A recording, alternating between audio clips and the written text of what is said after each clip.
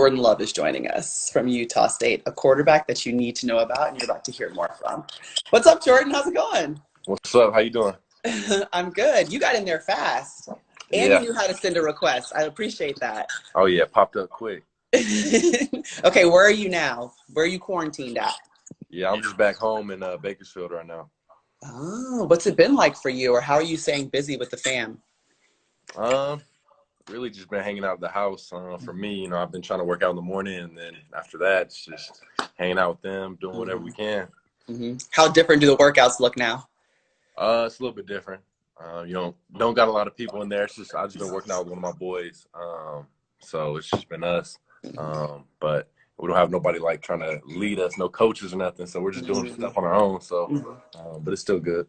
Do you got some good receivers out there running routes for you? Oh yeah, oh yeah. I got some guys that come down, so we get it in. That's awesome. Yeah. I was reading some of your story, and it said when you showed up in high school. Okay, now how tall were you when you got to high school? My freshman year, Yep. 5'6". You were a munchkin. You were Oh yeah, tiny. it was bad. It was bad. So describe how not only you grew physically, but the growth that you made over the course of your high school career to even be Division I talent style quarterback. Yeah. So obviously, freshman year I was just small. Just hadn't hit like my growth spurt and all that yet. So and then finally started kicking in sophomore year, and then junior year I went from like I don't know what I was my sophomore year, probably like 5'8", something like that. But and then 6'2" my junior year, started developing a little bit more. Obviously, being in the weight room and whatnot, it just all started coming together. hmm When did you start getting looks from schools, or when did you realize, okay, like maybe there's a next step for me here? Yeah, I didn't start getting looks till after my junior season. So after that, I got a couple offers. My first offer was Eastern Washington. hmm Um, You never got forget them. that first offer. No, I never forget the first offer. So got them, and like Sacramento State, some FCS schools, and then Utah State came along. They're my first FBS school to offer me. Um, and then after that, I really didn't get any other ones. So, I was rolling with Utah State. hmm Describe what it was like to get that FBS offer, and then when you first go to visit Utah State and kind of see what they have to offer. What was that whole experience like? It was great for me because when I went out there, I went for like a camp during the summertime, a high school camp. So I was out there competing, and then I was there for like 3 or 4 days, and after that, that's when they offered me. So I was out there when they offered me, and they kind of added a little bit of juice to it. I was like, okay, this is kind of real. And for me, that was like my first big FBS one. So I was like, and for me at the time, I didn't really know if I wanted to play football, basketball. I was just waiting to see what was going to happen. And finally getting that offer was huge for me. It kind of made up my mind about a week later that I was going to go there. So. How good were you at basketball? I didn't know that was a big sport for you as well. I knew you played. I didn't know you were thinking about going in college too. I mean, I wasn't nothing crazy. I wouldn't hmm say I was anything crazy, but I was decent. But for me at the time, it was like my junior year. I just, basketball is more just kind of what I've been playing. And football, I was like, my junior year was really the year that kind of my breakout year for me. So before that, I was kind of like basketball was my way out. Um, but then once football just started coming around, getting more natural for me, and obviously, I started coming into my body, so it just got easier. hmm When you first get to campus at Utah State, that's tough, that freshman year. What was that breaking in period like for you? Like, welcome to a different style of game, the college level. Uh, yeah. So it was like I say the first, because I graduated early, went there in December, so or in January, so I got there for spring ball, um, and that was my first taste of it. And it's different, definitely from high school. Um, just you could tell just with the practice environment, being out there, it was um, just more real, and people are going way harder in practice than you were in high school. So I was like, okay, you got to elevate your game a little bit, but all that, it just, I started just understanding a little bit better and getting a feel for it, and just, started developing and just getting better. And then take me to that 2018 season. You guys go 11-2. I feel like that was a breakout year for you, and everyone's like, Jordan Love, Jordan Love. Did you know about Jordan Love at Utah State? That was a special year. Describe how that went for you. Yeah, that was a big year for us. Hmm 2018. That was, like you said, our breakout year. Right, we had a really good team that year, and it just felt like all the pieces were kind of there for us to do that. And it started out at Michigan State. We lost to Michigan State hmm um, first game, and after that, we were like, we can't lose another game. And that's what we did until we got to Boise. But that's a different story. So. hmm Did having a season like that help inform the decision that you've made this year, obviously, to enter the draft? Or how did you come to this decision? Yeah, definitely. That year was, like I said, our breakout year for me. Just kind of opened my eyes a little bit more that it's right there. I could be in the NFL next year. And so for me, it was huge that I needed to come back and have a similar year, a better year. I wanted to improve, but obviously it didn't have the year I wanted to have compared to last year in 2018. But for me, it's still I was like, I'm gonna get enough players. My goals right there, my dreams right there, and that's what I want. So. What was it like when you started seeing scouts showing up, like in Utah, to come see you? I'm guessing they were coming to practices. They would have to be coming to games to see you for real, for real. What's it like to see them on the sidelines? Yeah, that was pretty big for me. You just being in college, you always have scouts around at practice and whatnot, and games on the sideline. Um, so that was it got kind of more normal for me just as time went on, seeing them. But they're there definitely. Well, tell me this though: when you decided to go to Utah State, did you know in your mind this moment was going to happen? Like you would be preparing for a draft week, and you would eventually be an NFL quarterback for a franchise somewhere. I didn't, to be honest. My mindset was a lot different back then. I was still just kind of getting my confidence right. And understanding that this is what I'm supposed to be doing. I'm supposed to be playing football. I'm a good enough player to make it to the NFL.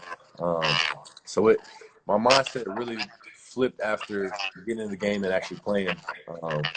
Because for me, it's all about gaining confidence and getting in the game and understanding that once I get out there, I want to make plays and I'm a player that can play in the NFL. So, Was there a game or a moment that made you realize that?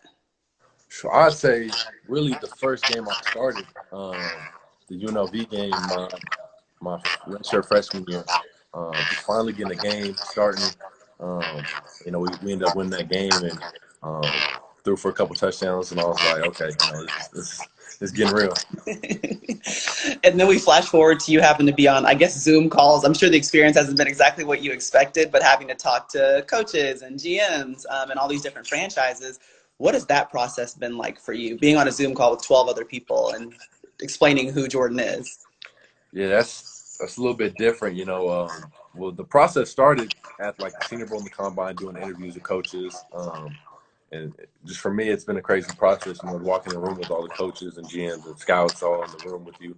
But then being on Zoom, it's a little bit different as well because you're not having that real one-on-one connection in the room with them. It's just on FaceTime. So it's been a little bit different, but it's kind of what we got to do right now. So we manage it. What do you want them to know about you? I want to know as much as they can about me, just who I am, what type of player I am, and what I'm gonna bring to the team. So, And what is that? Tell us what Jordan Love, the quarterback, brings to a team.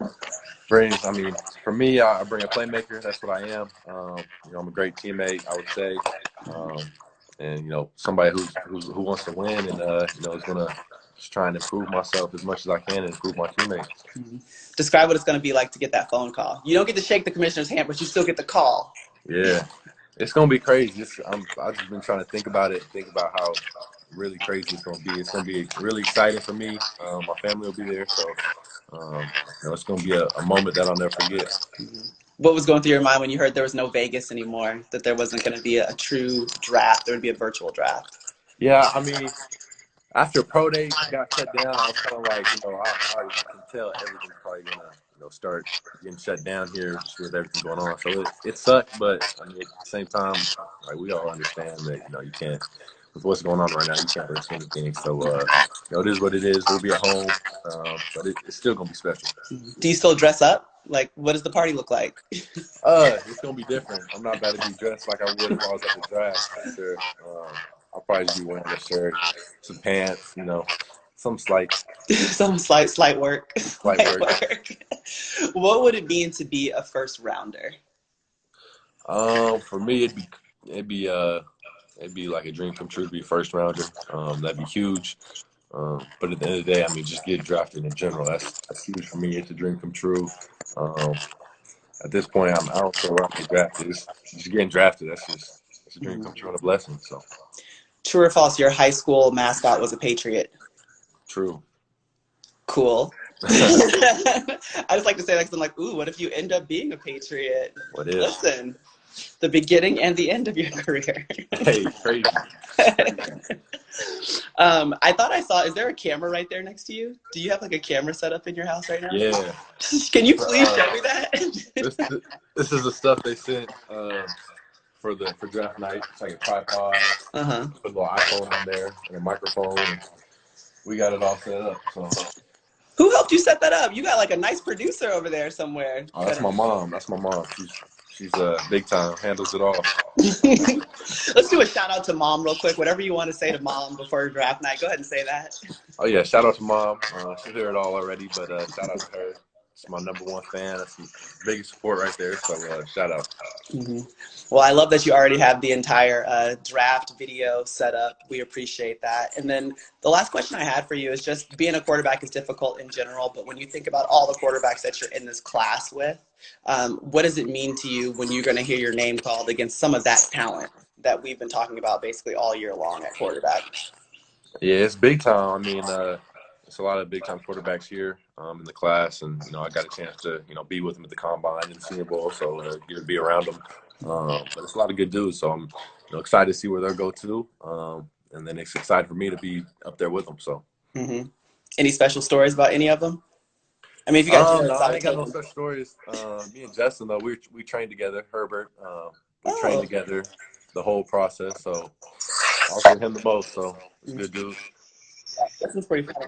You say what? I said, he's pretty funny. Oh yeah. I took him on a ride. Holly and I, we picked him up and we rode around Eugene because that's where he's from. And then we run into Dad, and Dad was mowing his lawn outside. So next time you see him, ask him about that.